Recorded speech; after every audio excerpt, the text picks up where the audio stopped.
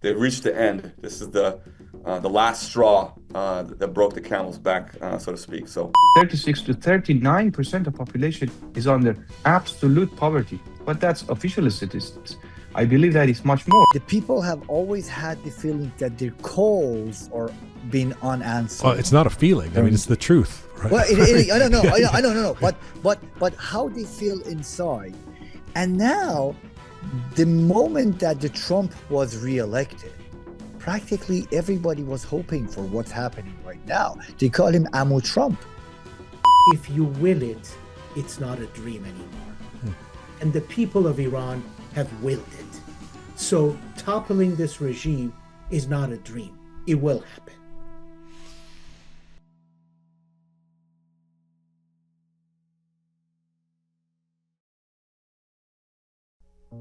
Well, hi there, salam dostan aziz. This is episode 405 of Roqe, Iran Rises. Here's to you, brave Iranians in the streets. You are turning a dream into history.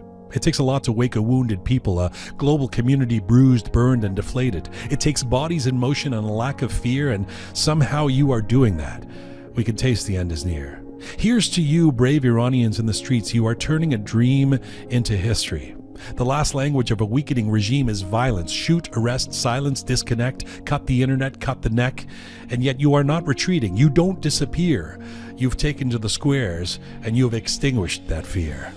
Here's to you, brave Iranians in the streets. You are turning a dream into history. For all the naysayers who said Iranians won't rise again, for all who claimed no opposition could ever cohere, for all the cynics who said the system is too strong, for all who whispered this would be over before long. Look again, listen again. History doesn't whisper, it roars. Here's to you, brave Iranians in the streets. You are turning a dream into history. These are anxious days, terrifying in many ways. We watch in the diaspora, pacing the floor between time zones and tears, wanting to help, wanting to hold you, wanting to shield you from attack. But this belongs to you, your courage, your risk. We defer and we try to have your back. Here's to you, brave Iranians in the streets. You are turning a dream into history. We pray for you. We chant with you. We stand with you, not as spectators, not as tourists of struggle, but as family, bound by memory and possibility. Here's to you, brave Iranians in the streets. You are not chasing a dream. You are turning it into history. We are with you.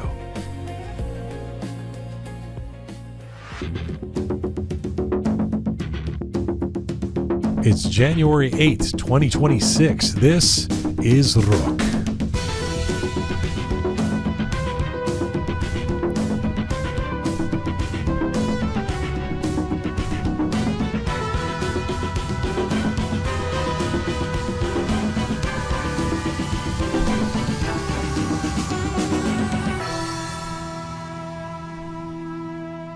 Well, hi there. How are you? Welcome to episode 405 of Roqe. I'm Jian Ghomeshi.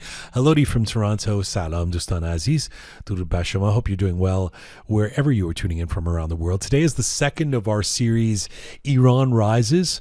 And events are moving rapidly inside Iran, as you likely know. We should mention that we are recording this at 3 p.m. Eastern Time in Toronto here on Thursday, January 8th. So around midnight-ish or so in Iran, and we are sharing perspectives and conversations as up-to-date as we can. Today we have another stellar panel to unpack the situation. Picasso Moin joins us in Istanbul, Mahdi Ghodsi in Austria, Sepehr Vakil in the Chicago area of Illinois, and Shayan Samii in Virginia. This panel gives us 4 vantage points, we believe, on the same unfolding story, the street, the security, the economics, the history. Not hot takes, not hysteria, just an honest attempt to understand what's really happening and what may come next and what actually matters. So let's get to it. Today's episode of Roqe is brought to you in part by Stellar Law. Stellar Law is a boutique litigation firm in Toronto led by its founder and principal lawyer, Rana Nosrat Panah. The firm operates on a simple premise: complex disputes demand disciplined thinking and meticulous preparation. Representing both individuals and businesses, the team handles commercial conflicts, criminal matters, and sensitive personal or financial disputes with a measured, analytical approach. Clients turn to Stellar Law offer clear strategy, direct guidance, and advocacy that is as practical as it is exacting, I should say, and exciting. Rana and her team are known for distilling intricate issues into decisive action, navigating high-stakes matters with discretion, focus, and unwavering professionalism. For clients seeking representation grounded in judgment, rigor, and strategic clarity, Stellar Law offers something increasingly rare, a litigation practice based on a preparation and built on trust and results. Check out Stellar Law at stellarlaw.ca. Thanks again to Rana, Nosrat, and the team at Stellar Law. Today's episode is brought to you with the support of FamLuxy. FamLuxy is a celebration of art, elegance, and individuality, an online boutique specializing in limited edition handcrafted accessories. Each piece is thoughtfully designed as a wearable work of art, reflecting a unique blend of creativity and personal expression. Beyond being a brand, FamLuxy serves as a platform for showcasing the talents of emerging Iranian artists. It is great what they do, with a presence at prestigious events such as Fashion Art Toronto, Mona Niku Gallery in California, New York Fashion Week, and Miami Swim Week. FamLuxy continues to shine on the international stage. It invites you into a world where craftsmanship meets style and every accessory tells a story. Check out famluxy.com. famluxy.com. All right, let me introduce our panel for this edition of our Iran Rises series. Sepehr Vakil is an associate professor of learning sciences in the School of Education and Social Policy at Northwestern University, where he serves as the faculty director of the Center for Technology, Policy, and Opportunity and the MS program in Technology, People, and Policy.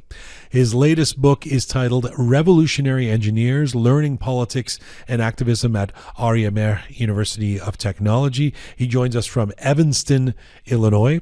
Shayan Samii is a U.S. national security analyst and a Near East Africa and South Asia expert specializing in strategic communications.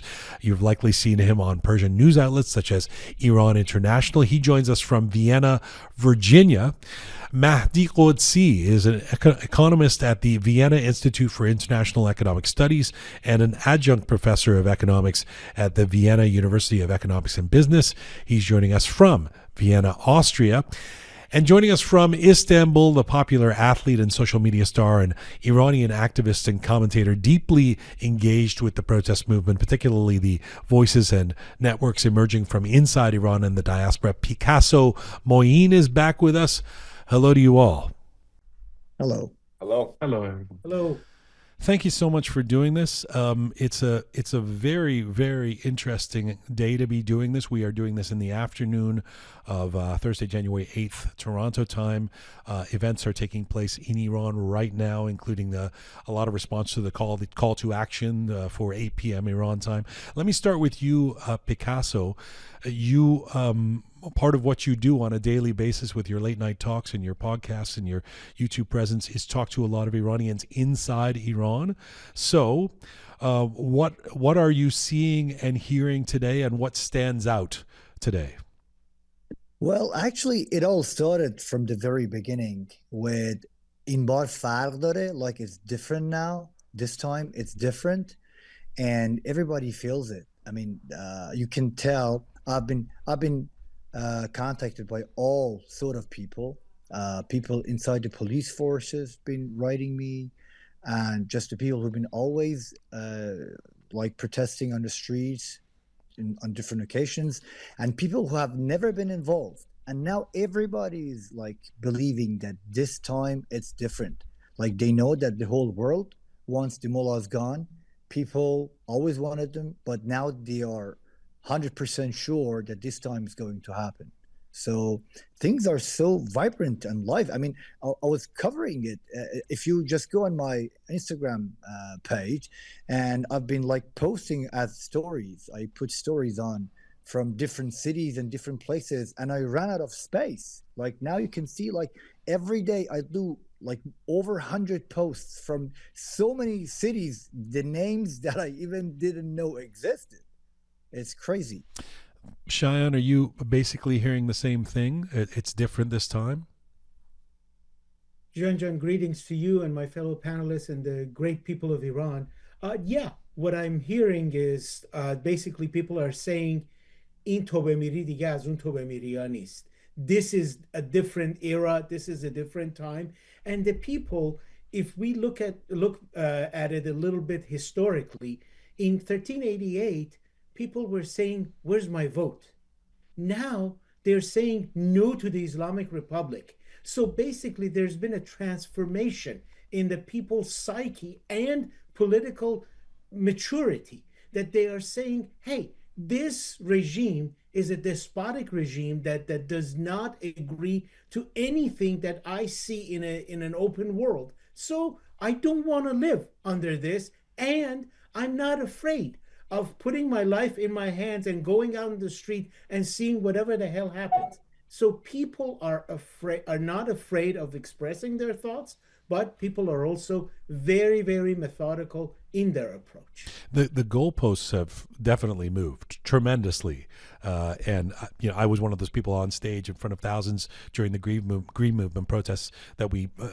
The proxies that we had here in Toronto protests supporting, and I remember that our call was, "Where's our vote? Where is my vote?" And now it's not "Where's our vote?" It's "Here's our revolution." Exactly. Mahdi, interestingly, the last time we had you on this show, perhaps ironically, was to discuss the dire economic situation in Iran that you laid out for us. This was some time ago, a year or so ago. It was 3 years ago. 2 years ago. The economy Yeah. was, as we know, the catalyst or a flashpoint this time, but this is obviously a revolutionary moment now. What has struck you most about it? Well, I see the thing that I observe is that people have more courage. It's like people are now more binded to each other than before. I see the connection within the society across the people that they are now much more equipped to being mobilized. So they want a real change, and the reason for that desire and the efficacy or efficiency of that desire to be shown and demonstrated on the streets, as we observe today, is actually some development of some social connectedness, and that is, I think, because the incapability or incapacity of the state and the government to be able to enforce suppression. Since women life freedom movement, they cannot oppress and suppress women without hijab. So that's an evolutionary change within the society that now they understand that they can take the control, they can be in control. And that's what I observe now. I want to come back to how much the state can or cannot control or oppress, but Sepehr, let me bring you in first. Your latest book is a very interesting one. This book about focusing on the engineers in Sharif University, the students at the time of and the role they played at the time of the 1979 revolution. What are you? That's an interesting book to have published, just before the events that are happening now. From that perspective, what are you seeing in terms of parallels today on the universities inside Iran, or what we can take from what happened 47 years ago and to what we are seeing today? Well, I mean, let me say this. Thank you, Jian. The thing that's striking me most about this moment, and I've been in contact with some of my friends and family inside of Iran, trying to get as much information. Of course, the information ecosystem is always constrained within Iran, so I don't have up-to-date information on exactly what the protest movement within the universities looks like. But let me just make this point to add to the conversation that we've already been having. The thing that strikes me about this current moment that seems different and remarkable is how unified the people inside Iran are. Actually, more unified than the Iranians outside of Iran. The Iranian diaspora, I'm afraid to say, there's a lot of infighting happening, and it's a little bit of a shame, and the timing is not good because our people and our family and our friends and our relatives in Iran, they're unified. And from what I'm hearing from folks on the ground, it cuts across class differences, it cuts across religious differences. There is a unified voice in opposition of the Islamic Republic that I think is really, really important for Iranians in the diaspora to hold on to. And the students, of course, are going to end up playing a big role. I think, John, one thing I'll say about the students is that this current movement, this current protest movement, originated, as we know, in the merchant class, the Bazaris and the workers, and so I think that's actually powerful, right? And so it didn't start with the universities this time, and so that's an interesting dynamic to keep an eye on. I think we are seeing more protests within universities, but I don't know exactly, for instance, what's happening at Sharif University at this time. You're making an amazing point about or profound point about what we're seeing in terms of unity inside Iran, if not outside of Iran. Let me ask about something that Mahdi touched on, or you all kind of touched on, but is a genuine question that I'm curious to get your thoughts on. I'll start with you, Shayan, and that is that, one of the repeat and rinse, if you will, ways that we've seen the regime deal with protest up until now. I mean, we've seen the playbook, right? It's iron fist, crush, arrest, kill, and cut the internet. It's sort of a ruthless crackdown. And I don't want to take anything away from the folks who have died and those who have been shot in the last fortnight. But with that said, we are not seeing that crackdown, and I'm curious whether that has been, or at least in the beginning, whether that was tactical. In other words, where it was like, we need to somehow manage this time, the folks in these regime leaders, or whether it's just so weakened that it cannot afford the kind of crackdown that we've seen in the Auban, in even after Mahsa Amini, etc. Shayan, your thoughts? You raise a good point. The issue is that the Islamic Republic has in the past tried to drive a wedge between people and to threaten them and to make them afraid. But once after the Mahsa Amini uprising, people came out and gave freely of their lives. The regime also realized, oh, this is not the same as before. These people are, quote unquote, crazy enough to give their own lives for a bigger point of view, for something that others would have a right to live in freedom. So they realize that no matter how many times we kill, no matter how many times we want to put people in jail, the people are not going home. The people are not being afraid. And they keep raising their voice and saying no to the Islamic Republic. So it's been that same unity that Sepehr talked about inside Iran that is bringing a level of threat to the Islamic Republic and to the leadership, pretty much the same amount that when Donald Trump issues a Truth Social message and says, we are locked and loaded. So, but are you saying that that's what I'm asking. Is it tactical? It sounds like you're saying they could crush more, but they think that's a futile gesture. Or are they just too weakened? It's all of the above. Plus, one other point is that they don't have the same unity of thought among themselves, because there are groups like the Rouhanis and the Zarifs who are thinking, hey, we need to find a solution to this, or suggest ourselves as the alternatives to the theocracy. And then there are those nut jobs like Larijani and Shamkhani who keep raising gobbledygook stuff to try to tell people that, hey, we are in charge and we know what we're doing. So it's a mishmash among themselves, and they don't know where to go or what to do. And the people's unity and sticking together is basically driving them mad. Picasso, same question to you. How do you see that? Go ahead. It's actually a combination of things happening, but the most important thing is that we are not dealing with the Islamic Republic 2 years ago, 3 years ago. Number of things have happened, and we have to think about it. Like, we are, first of all, what kind of a message does it have to the people inside the government when the leader is now called Mushali and is like, who knows where, and he just pops up, like, okay, from time to time, says the stuff and goes back, and the leadership is old and there is no backup. You can see that the Russia got its own problems. China is very unreliable. Now you can see that even the Venezuela is gone. And now many people inside, those people hitting people on the street or those giving orders, now they're thinking that we will be left behind. And and people can see that, like it is kind of, I don't know, like I've been in fighting business like most of my life, as you may know. And when you know that your opponent is afraid, then you charge, and the people have smelled the fear. So now you're dealing with different kind of people To be inside fair, Iran. I'm not saying it isn't this different this time, but you have been saying that for a while.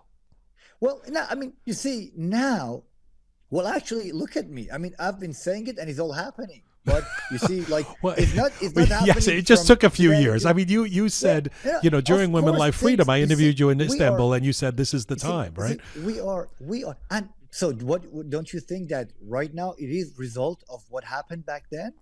I do It actually. I do definitely believe it's been is. an ongoing Look, process. you Yeah. see, and the The thing that marathon. we've had some missing parts.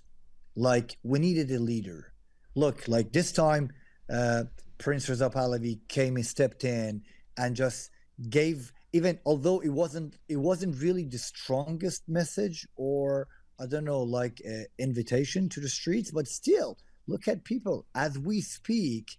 There have been like more than 100 cities in country, and people are there in numbers. I'm receiving videos from different people, and it is crazy how Okay. people Okay. got the courage, and how the opposition, the suppression forces, they are discouraged. They don't know what to do, because uh, I mean, they've been like shootout in some cities, but generally they have not been ordered to do anything. Okay. Like Sepehr, did you they're want to all come in on this? confused. I just want to, add, it's a difficult position we're all in, right? On the one hand, we want to keep the momentum. We want to support our people inside Iran. On the other hand, I think we want to be cautious not to get caught. I watched my grandfather for his whole life, for 50 years in America, say next month, "Akhundam miyoftan," they're falling next month. And so we have to, be credible. We have to go with evidence. I don't think we've seen, I mean, the protests are spreading. I agree with Picasso all across the country. But they're not in the millions yet. We're watching. We're hopeful that it keeps spreading. I think the chance around, one thing I'll share with you straight yesterday, I talked to my cousin who's in Iran. He's around my age, and he said, I said, talk to me about this Reza Pahlavi. Like, what's the sentiment? He said, look, I'll tell you my thoughts plainly. He's like, I think the guy's a very decent guy. I don't think he's a political leader. Maybe 20 to 30% of the chants that I've heard with my own ears are embracing Reza Pahlavi, which is not a small number. It's a big number. But he said the point I want to emphasize. Where is I'm he? relaying his message here to you guys. Where is he, Sepehr? He's in Tehran. He's in Tehran. And he said the point that I want to emphasize is that even the embrace of him is not, it's more rooted in a hopelessness in Iran.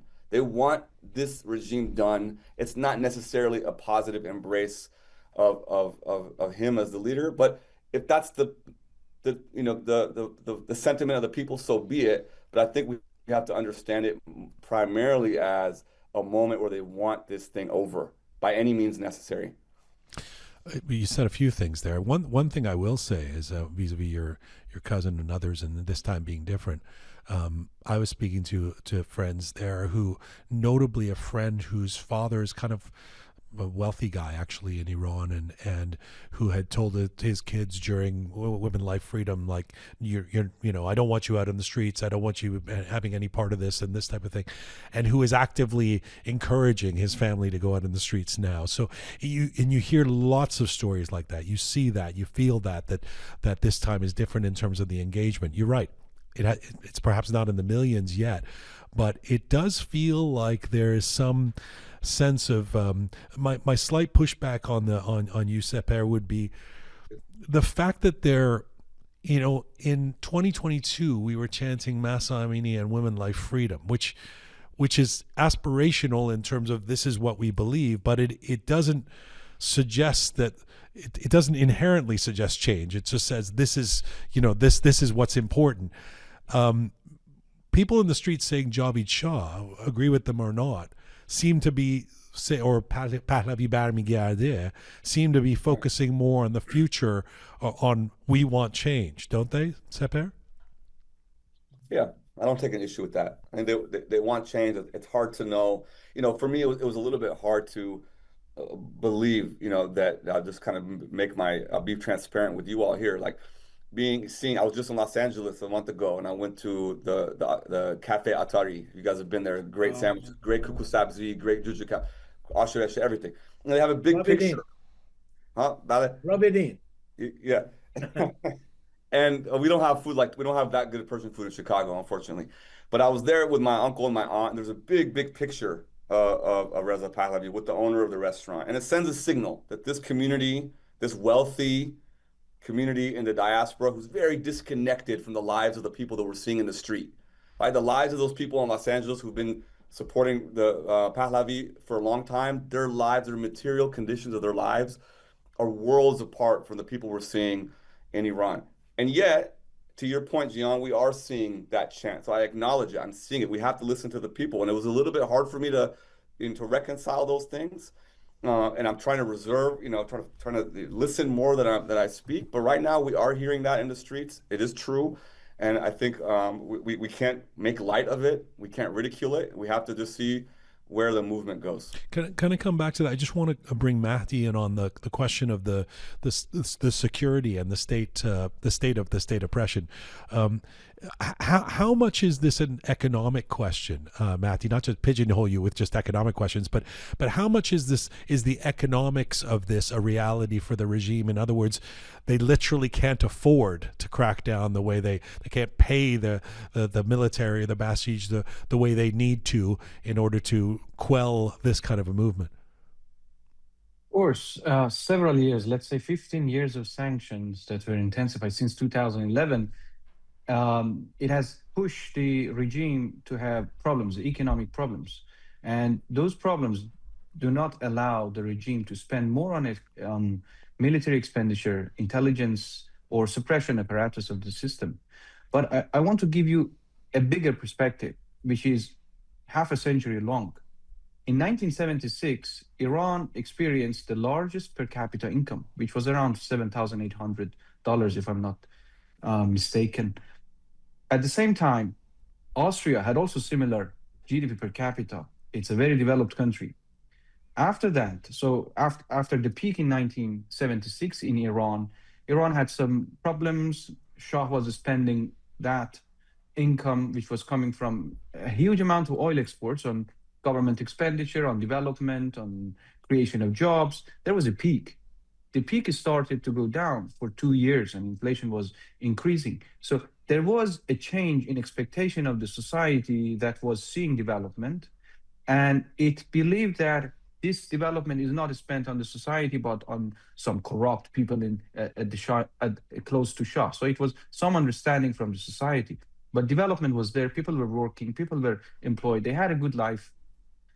The societal freedom was there. One of the main things that was not there was the political freedom. So 3 main factors.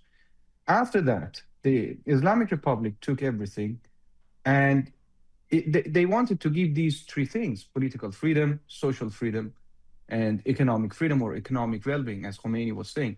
They cut the first 2. There was no political freedom. They executed the people who were against the political system just a few years after it happened. So there was no social freedom. We observed it with women protest after the Islamic Republic. And now there is no economic viability. So people, about 40%, let's say, according to the most recent statistics, 36 to 39% of population is under absolute poverty. But that's official statistics. I believe that it's much more because of bad inflation, 13, 15 years of stagnation, and inflation was increasing. So the real income was so low, was getting so low, that it is now very widespread across the whole segments of economic distribution, income distribution. So that's why it started from Bazaris, who who were very conservative and who were supporting the movement of Ayatollah half a century ago. So something is missing, that it is very widespread. I mean, it invites an interesting thought experiment, doesn't it, Mahdi? That if this isn't the revolution, like in other words, if this isn't, well, it could be the revolution that's taking time. But I mean, if this isn't the moment where the regime falls, if you will, how do they continue governing this, leading this country with, I mean, with economic disarray, political disarray, energy, water, all of those issues? It's almost ungovernable, isn't it, Mahdi? Yes. So we have a failed political system that cannot provide the services that a political system should provide. They cannot even provide security. And if a country like Israel with a superior military technology attacks Iran, all commanders get shot and killed, not only them, but also their families. So they are frightened. If the same thing happens again, so the political establishment beyond Khamenei, they are worried about not themselves to be killed by Trump or by Israel, the next attack, but they are worried about their family to be killed. That's a humanitarian issue and a violation of human rights, but they are worried. So they are, I think, that's why the suppression now has a different shape from before, because they are afraid of such kind of intervention. A couple of you mentioned Trump. How much do you believe the international dimension of this, Trump's saber rattling, the famous tweet at this point, or what Lindsey Graham was saying yesterday, is having an effect inside Iran? I mean, certainly to hear the voices of some in the diaspora, they'll say, Obama didn't intervene when he could, and sort of was that passivity led to the Green Movement failing, etc. And this time is different because they're afraid of Trump. How much reality is there in that, Shayan? There's a good bit of reality in that, because they consider Trump's the inability to figure out what Trump is trying to do or what Trump means. That is also driving the regime officials crazy, because Trump also doesn't mince his words. He just says what comes to his brain, and he actually acts on it. That's number one. Number two, the inner sanctum of the United States foreign policy apparatus has also learned that you cannot say something and then not act upon it. For example, when Obama said there is a red line in Syria, that red line came and got destroyed, and they didn't do anything. That lost the US credibility. Now, Trump is trying to bring that back and also say he himself is a man of action. This is, however, the time to either put up or shut up. Because right now, when he says we're locked and loaded, if the Islamic Republic kills protesters, we will get involved, then there's a need for action right now. And henceforth, that's Shayan, hasn't there already been protesters killed? Do we have numbers on that? It is, and that's why I'm trying to get that's why his inner circle and one of the people that has the most influence on him, Laura Loomer, has been issuing tweets that Trump needs to do this. She's identifying the MEK and the other groups that are no good for the Iranian people. So I think there is a movement coming along, but at the same time, Trump is trying to lay down a trap for the Islamic Republic leadership so they could walk straight into it, that they do a mass amount of killing, or they do shutting down the internet to basically cut off people's communication lines, and then they will get involved. I think Trump this time wants to do something again. Shayan, what would the U.S. getting involved mean? I mean, is it like the routine we saw with Venezuela, where they just go get Khamenei and take him out, or is it actually a full-scale intervention, or what would it be? There are two different models. There are two different models that they're at least thinking about right now. Either the Syria model to find an Ahmad al-Shara to bring on board and to give the country to that, or they will do a Venezuela model to just go and extract these people. I think they will do the Venezuela model if they have a good, solid replacement who at least can administer the country for the first year for the transition period. They Okay. may not do that if they don't have somebody from outside. If they don't figure that out, and with every due respect to His Royal Highness Crown Prince Reza Pahlavi, he has the support of the Iranian people. Now, even if we go with the assessment of Gaman Institute that Reza Pahlavi has 35% support, that is a 35% support that even Sepehr's family is saying people are calling his name. So therefore, he has amassed a, a following. And people are going after that. And on top of that, when the opposite group, the people who are interested in a republic, they don't have an assembled group or a one person who could follow, that creates the vacuum.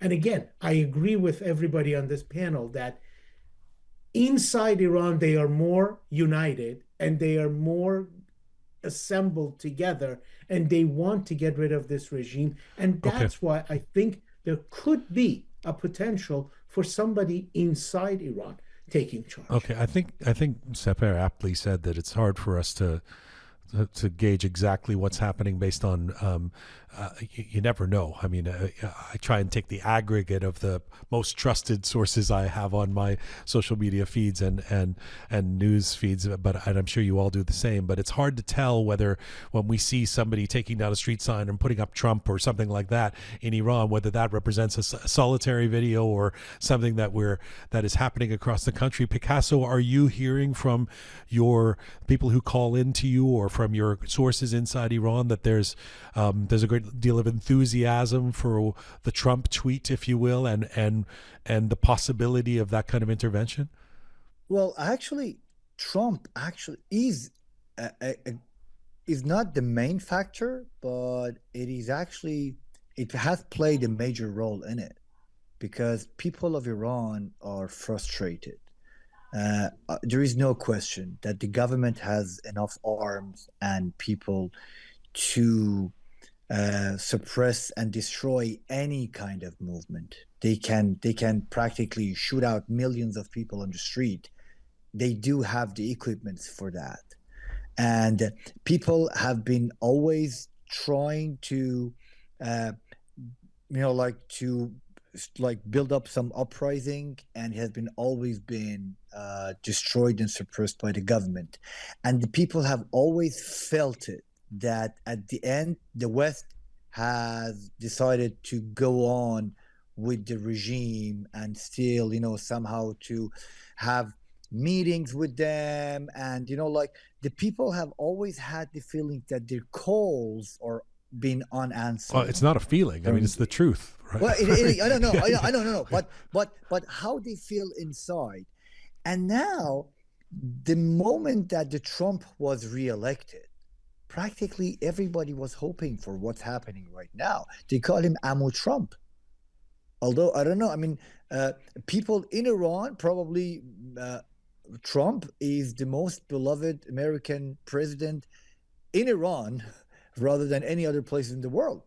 And do people believe that he's not going to negotiate or takes terms with Khamenei, and that encourages them.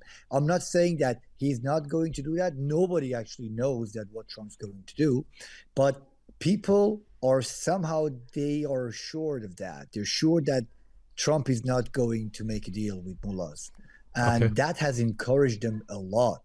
That's why everybody's like very happy, although still nobody knows what exactly is going to happen or is he going to act or not.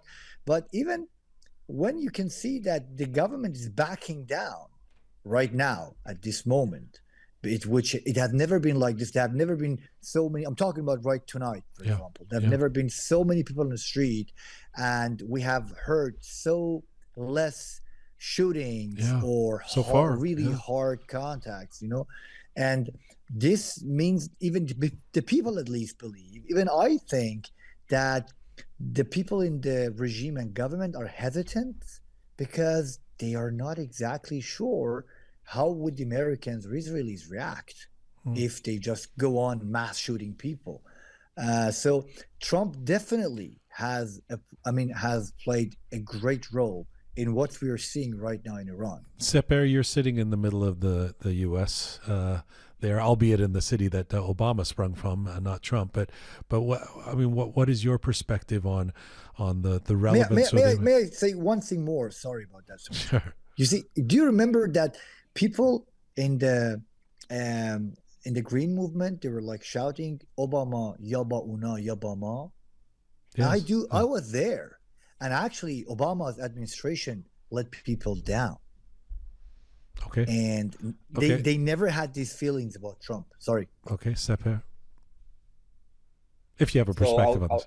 Yeah, I do have a perspective, and this is where, the conversation gets so complicated and difficult, right? And I think as Iranians, we have one of the things that we have to our advantage is if your guys' family is anything like my family, we have a range of political viewpoints. I have uncles who are hardcore leftists and revolutionaries. I have my grandfather who was a two-star general in the Shah.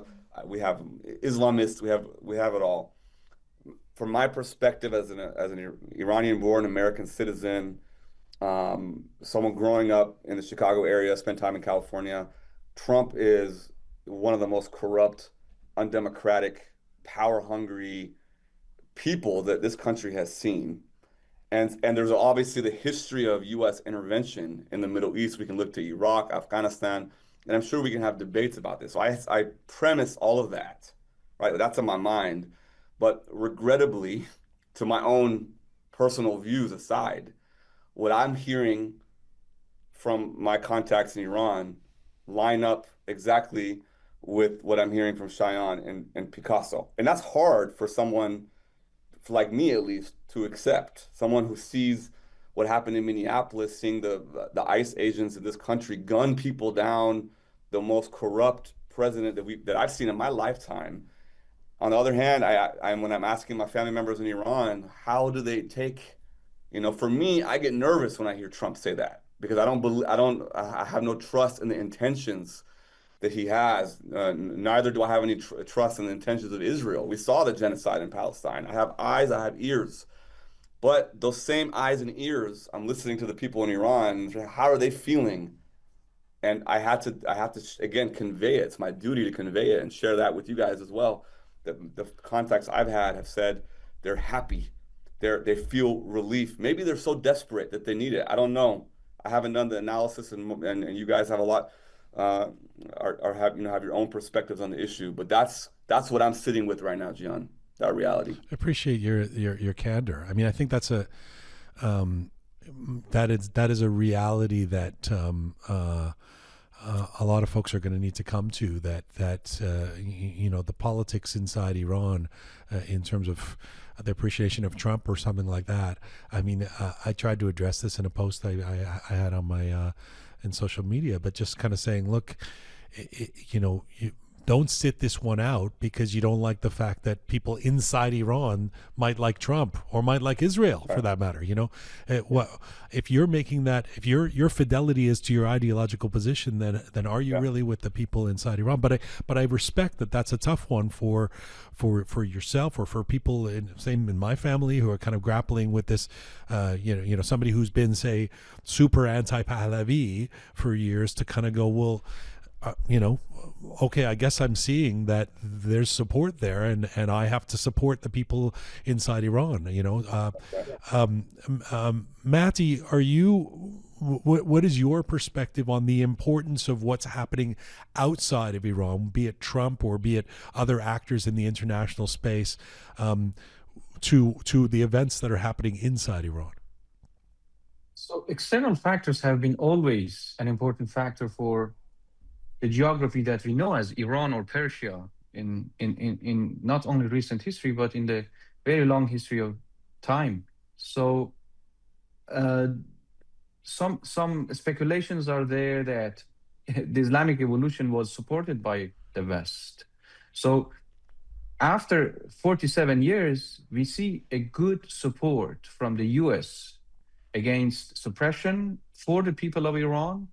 It doesn't matter who the president is, it doesn't matter if it is Democratic or Republicans, but the people of Iran needs support from such an external factor so that they can have, they can have a support at least so that they understand that that external power can talk to the government, can play a role there.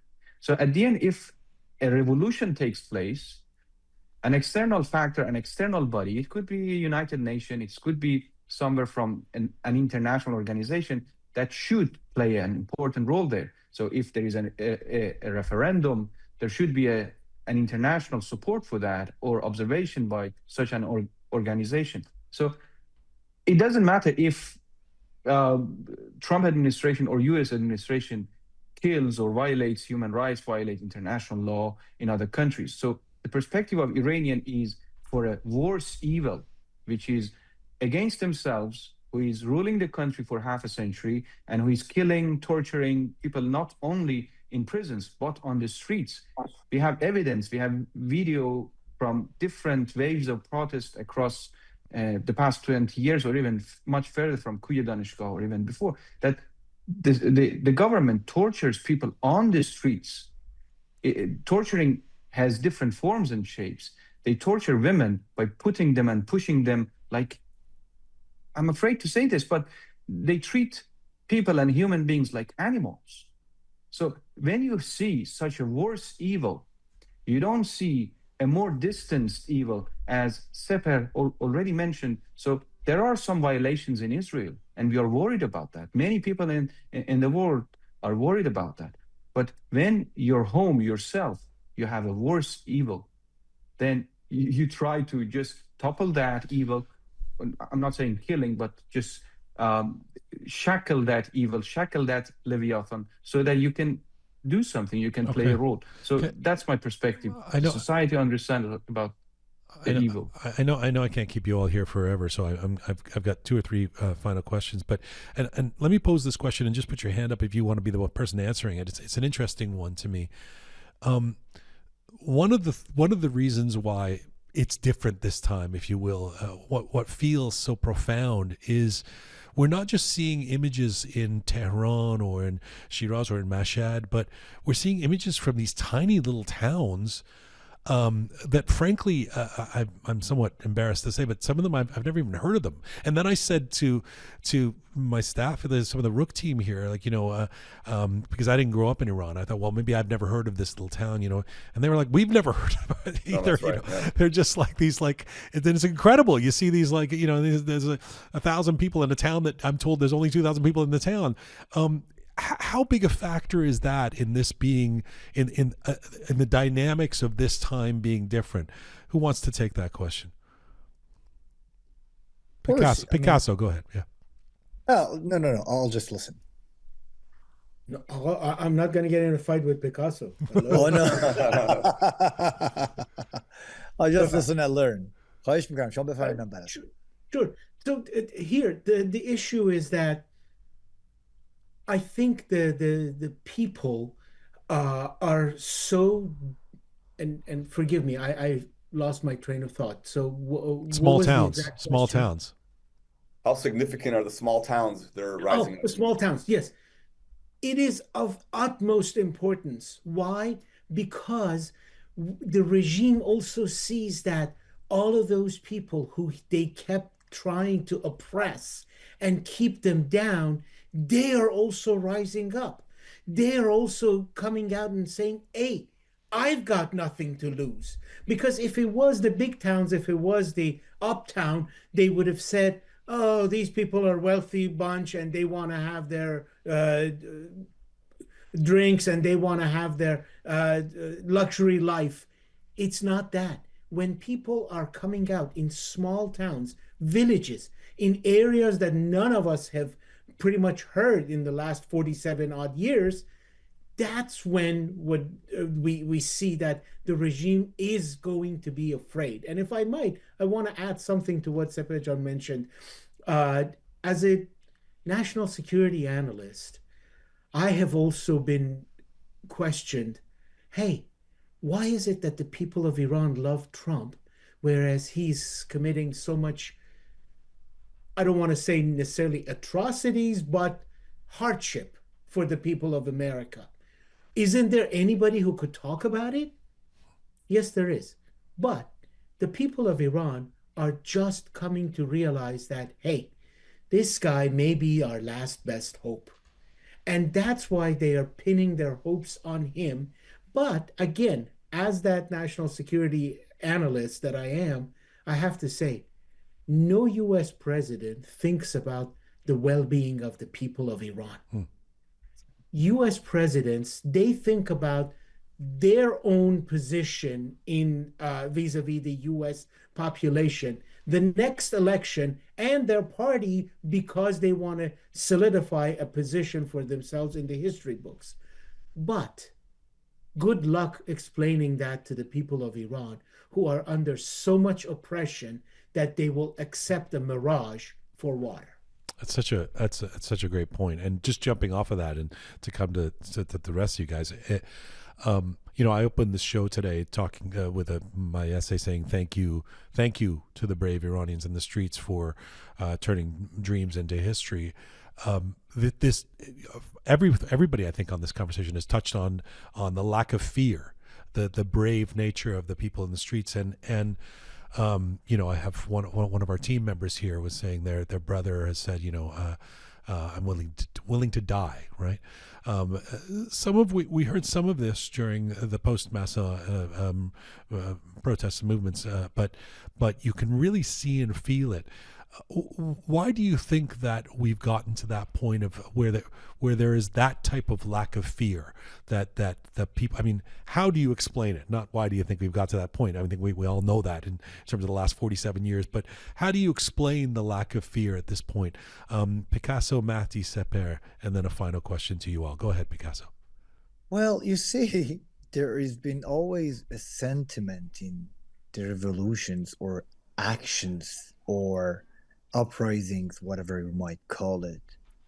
And this time it's out of hunger, out of poverty. And you just go and see the history. All those kind of revolutions would have started based on poverty and hunger. You can't really reason with people. I mean, imagine people coming out and like having demands and calling for women right freedom, and you see all like all the celebrities and all the, I don't know, elite, like elites of the society coming out and speaking for human rights and freedom, social freedom, political freedom. You can reason with them, and you can always, I mean, the government could always rely on those people from those small towns and villages who are actually right now on the streets, because they wouldn't really I mean, women life freedom was not really never their agenda or their concerns, like they had other stuff. Or some I mean, I still hear the things that people still are talking about namus and things like that, like in people, those people shouting on the streets. So this time is different because how do you say that, kafkir khorde tahdik, there is no more money. And I heard like people are being like paid like what, about 15 to 20 million tomans per month, and one pack of eggs, which is like I believe 24 eggs, called is like cost half a million. So you can't really reason with people, and they are so out. They're so broke. I mean, the government, that they know they can't change the fact that I mean, things are going to get worse and worse and worse. So Mahdi, actually, Mahdi, I assume this is, you concur that this is that poverty or that kind of desperation breeds courage, if you will, or that lack of fear. Of course, if you cannot sustain your life, if you cannot eat at night, you cannot go to sleep. if you don't have a shelter, of course you don't have any other choice. So think about that. The lower deciles of income distribution in Iran, they are usually more religious. They're usually the ones who supported, for instance, Ahmadinejad, popular presidents. So now that part of society, all of the uh, cash handouts that were paying out since Ahmadinejad, they are useless. They are invaluable. They don't have any value to support families. So if you don't have support, Picasso is right. You don't have anything else apart from getting yourself in front of a bullet, so that the people who are causing these kinds of poverty or misery on your life, they need to be changed. So it's a mistake. It's a miscalculation by Khamenei that he didn't accept that sanctions will lead to such a thing. He was saying always about resistance economy. So the resistance economy is now failing. They cannot resist anymore. There's a difference between resistance economy and a resilient economy. Advanced economies, developed economies have resilient economies, so that if there is a shock like COVID, like any other kind of shock post-COVID, they can be resilient and they can sustain their growth afterwards. But resistance economy needs a long time to resist and survive. So that resistance is ending. But going back to the question of fear, fear can reduce if you understand that the suppression um, cannot suppress you. So you need to be in a large number of people in order to be sure that you're not alone. So fear goes down with the number of people involved in such kind of uprising. At the other side of fear is the fear of suppression apparatus, is the fear of the people who are suppressing people. When they see more number of people on the streets, they have fear. So if there is higher cost of suppression, fear of the society gets lower, and that's what they observe now. They have less fear. Sepehr? I'll just add a small note that the lack of hope. I'll connect this to my research with the student movement. One big difference. So in the Dore Shah, in the era of Shah, my book was about the student activists at Sharif University who had a big role in overthrowing the Shah. But the big message there is that many engineering students in Iran in the Shah's era, they were going to the top universities and getting involved with politics. And at the core of their life as students was this belief in whatever they were going to do, whether it was through their political activity or their studies, they were going to contribute to Iran. And for that to be true, there has to be a hope. You fast forward to the current situation, many of the top engineering students who go to Sharif, they don't go there to participate in the political future of their country. They go there because they know that's the ticket to get the hell out of Iran. And you have that kind of mentality when a society has been drained of all of its hope. And that's where the condition is. I've been to Iran. I was born there. I've been back a few times. I have three young boys who I was so desperate to take to Iran, and my family there in the last few years. They've said it's so bad here. There's so much desperation and depression and suffering. Wait, don't even show your kids this Iran, right? So I think that's at the core, Jian, of the fearlessness, as they've reached the bottom. I like the expression that I think Shayan and Picasso mentioned. They've reached the end. This is the last straw that broke the camel's back, so to speak. So, thanks, Sepehr. That was very poetically said. A final question to you all.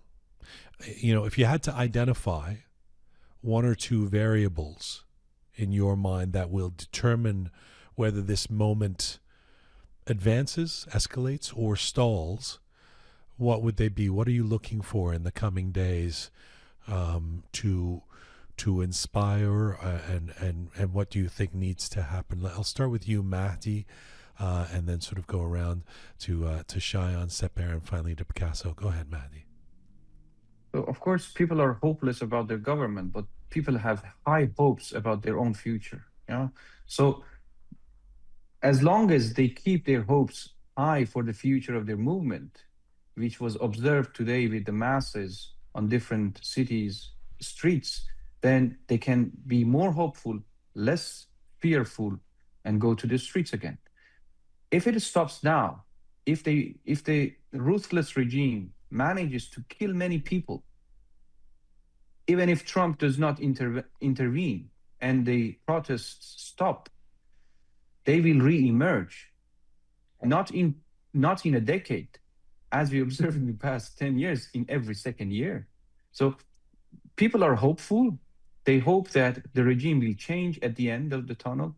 So the most important element is the hope. So people need to show their own um, courage once again and go back to the streets again. And if this continues, there's no need for anything else. So that's the only factor. Another factor is, of course, leadership. So there needs to be a leader who can mobilize the masses, as Pahlavi did yesterday. So if we agree with each other that about 30% of society want Pahlavi, if only 30% of society goes on the streets, the regime will be toppled. According to some anecdotal evidence in different countries, only 3 to 4% of population needs to be on the street to topple the regime. So if just 10% of followers of Pahlavi go to the streets, the regime will be toppled. Thank you, Mahdi. Shayan, variables that you'll be looking for in terms of whether this moment advances or stalls? I think the most important thing is sustained effort by the people inside and continued support from the outside, whereas the outside groups should not go talk about my share of this, I need this, I want that. If they have a solid voice of support, why? Because the world leaders also need to find out if there is a sustained effort from within that they want this regime gone, and they have a unified group outside who can help them. If I may, I have breaking news right now that Trump has had an interview and he has talked about Reza Pahlavi and the movement in Iran, and he says he has watched Iranian Prince Reza Pahlavi and he seems like a nice person, but I'm not sure that it would be appropriate at this point to do meeting with him as president. I think we should let everybody go out there and we see who emerges. So, the willpower of the people of Iran is going to have the final word for it. And the world community will follow suit. Donald Trump basically is trying to have it both ways. Like before the Israeli attack on against Iran, he said, "Oh, I'm trying to have a meeting with them. I'm trying to have a conversation and a dialogue." So we don't know exactly what's going on behind the scenes. But I'll end with this, Jian. If you will it, it's not a dream anymore. And the people of Iran have willed it. So toppling this regime is not a dream. It will happen. Sepehr. That's powerful. I will say that what I have my eye on and the variable that I'm following is the global sentiment against the Islamic regime. Jian, you mentioned your post. I did a version of my own on my social media, essentially asking my progressive and liberal friends, "Hey, why aren't we not outspoken?" I think we should look at what happened with Israel. You know, regardless of our own individual views on Israel, it's a fact that the global movement, the condemnation, the criticism of what Israel was doing in Palestine reached a very high pitch, and it was especially strong amongst young people across the globe. And I hope that we see similar sympathies for the Iranian people. And you know, the complicating factor is the politics that we've discussed. Many people who don't know Iranian politics or are not connected the way we are, who are looking at it only from the surface, will say, "Oh, well, Trump is saying that the Islamic Republic supports Palestine. They must not be that bad." And I really worry about that because and I think that actually the Islamic Republic has been very successful in manipulating the sympathies of liberals and progressives.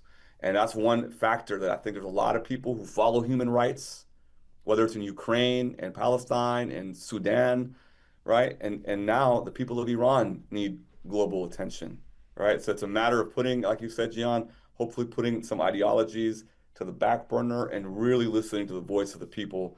And I think that's going to play a very important role because global sentiment is very, very crucial, as Shayan John pointed out. One thing that I want to end off with Picasso, but Sepehr, one thing that I've really, I talked about on the show a few months ago after I saw a demo for, I think it was for Palestine. I can't remember what it was, but it was progressives and carrying placards of Khamenei's face, like the savior, the sort of like freedom fighter, right? We can never, I believe we should never in the Iranian diaspora, even here, I'm sitting in Toronto, which is the new epicenter of, the Toronto, right? The epicenter of all things Iranian. Even here, we should not assume that non-Iranians understand all the nuances of the Islamic Republic and being Iranian and what we've been through and all of that, because you're absolutely right. From my experience now, a 19-year-old college kid who only is sort of seeing things through the prism of the oppressor and the oppressed and wants to support, some, upstart folks who are being presumably supported by the Islamic Republic, casts, frames the Islamic Republic regime as these sort of freedom. They're carrying the fucking placard. Like, what are you, are you kidding? Right. Yeah. And I don't think that's something that we can ignore.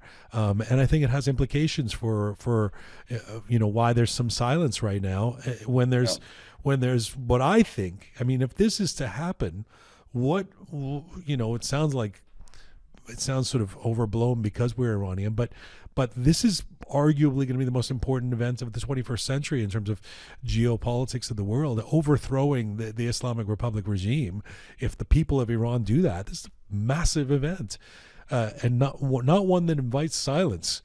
So it's a strange moment on that. I didn't want to harp on it, but I'm sort of inspired by what you've just said, Sepehr.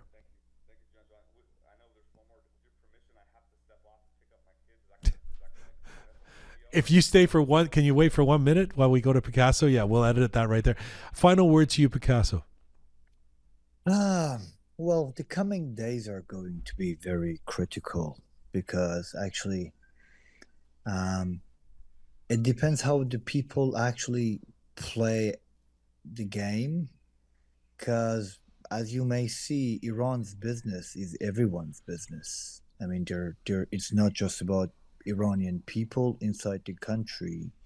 It is about Americans, it's about Israel, it's about all the neighboring countries and Iran. The Islamic Republic has been playing roles in so many other, remote places. And now Iran's business is practically everyone's business. And I'm very much worried about if the foreign powers might have some effect on things, what's going on in Iran.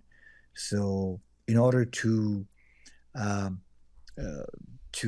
make Iran for Iranians again, then things should happen inside Iran, which makes the coming days very critical. So we're all watching, hoping for the best. And as I 100% believe the Islamic Republic is out of the picture, but I can't really tell you what is going to happen in Iran afterwards.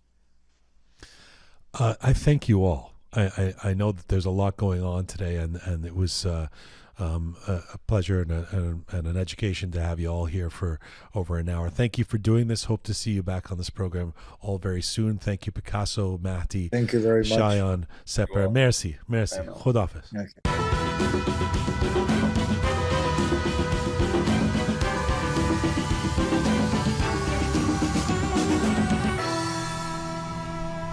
Thank you to all those folks on that amazing panel. And remember, our Iran Rises series now is Mondays and Thursdays. We're doing 2 shows a week now instead of just the one. Thank you as well to the brave people in the streets of Iran for inspiring us. And we are thinking of you. We're with you. This is full time for Roqe for today. Thanks to the incredible team who put this show together. Paris Sanjarani, Roham Meher, Tina Farahi, also to Talented Anahita, Charming Kimia, Smart Pega, Methodical Kave, and the Rising Keon.